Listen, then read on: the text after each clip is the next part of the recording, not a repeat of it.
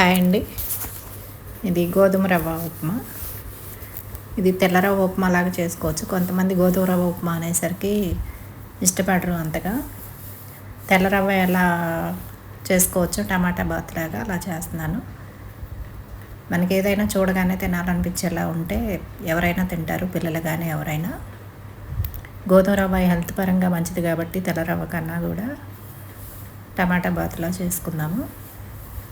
నచ్చితే కనుక ట్రై చేద్దరు. కానీ ప్రాసెస్ ఒకసారి తెల్ల రవ్వ ఉప్మా ప్రాసెస్లో చేస్తున్నాను. నెయ్యి అన్నీ వేసి,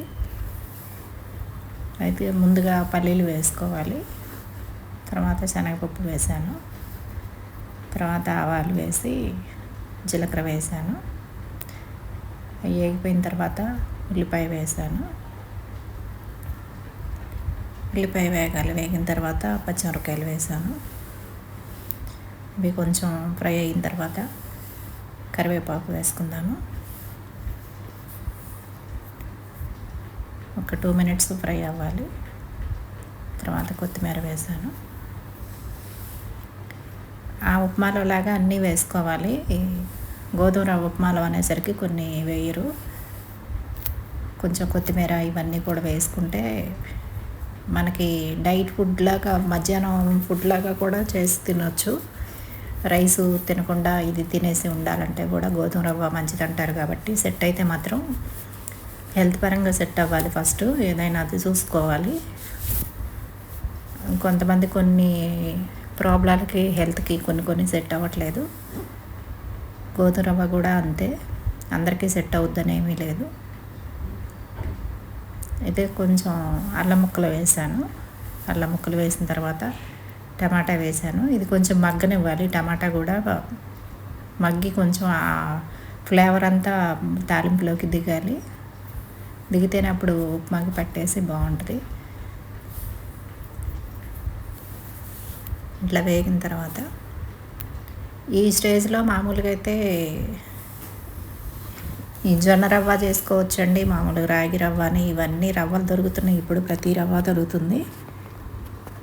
ఉప్మా అనేది ఇది ఒక్కటే కాకుండా ఇట్లా ప్రాసెస్ చేసుకుంటే కొంచెం టమాటాలు ఇవన్నీ ఎక్కువ వేసుకొని చేసుకుంటే మనం కూరతో కూడా పని లేకుండా తినేసేయచ్చు. డైట్ తిన్నట్టు ఉంటుంది. డైట్ ఫుడ్ మామూలుగా మంచి ఫుడ్లు తిన్నట్టు ఉంటుంది.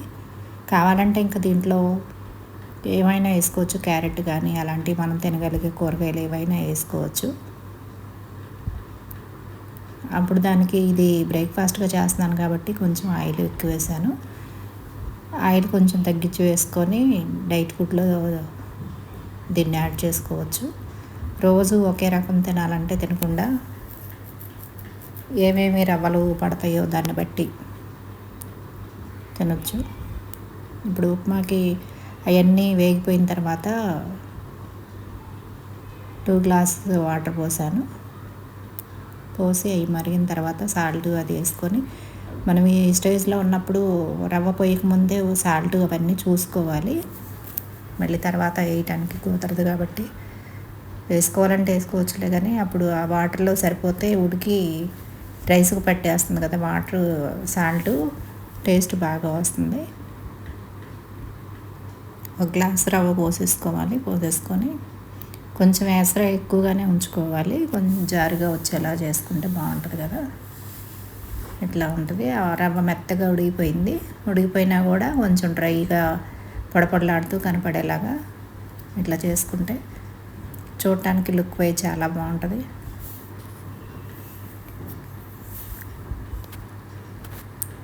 ఇది వచ్చేసి వెజ్ బిర్యానీకి గ్రేవీ ఇలా చేశాను. బిర్యానీలో కొంచెం ఏదన్నా గ్రేవీ ఉంటే బాగుంటుంది కదా.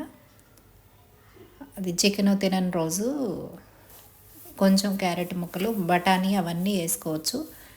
నేను నా హెల్త్ పరంగా కొన్ని అవాయిడ్ చేస్తాను. దాని ప్రకారం చేసుకుంటాను. క్యారెట్ ముక్కలు వేసాను. కొంచెం మష్రూమ్ వేసాను. ఎక్కువ లేవు, తక్కువే ఉన్నాయి. ఆ ముక్కలు కూడా కనిపించవు అసలు, చాలా తక్కువ వేసాను. ముందు ఉల్లిపాయ, పచ్చిమిరపకాయ మిక్సీ పట్టేసుకోవాలి. కొంచెం కరివేపాకు కూడా వేసి మిక్సీ పట్టేసిన తర్వాత అవి ఆయిల్లో ఫ్రై చేయాలి. అది గ్రేవీ మాత్రం ఎర్రగా ఫ్రై అవ్వాలి. ఫ్రై అయితేనే ఆ టేస్ట్ అనేది బాగుంటుంది. తర్వాత కారం వేసాను, అల్లం వెల్లుల్లి పేస్ట్ వేసిన తర్వాత కారం వేసాను.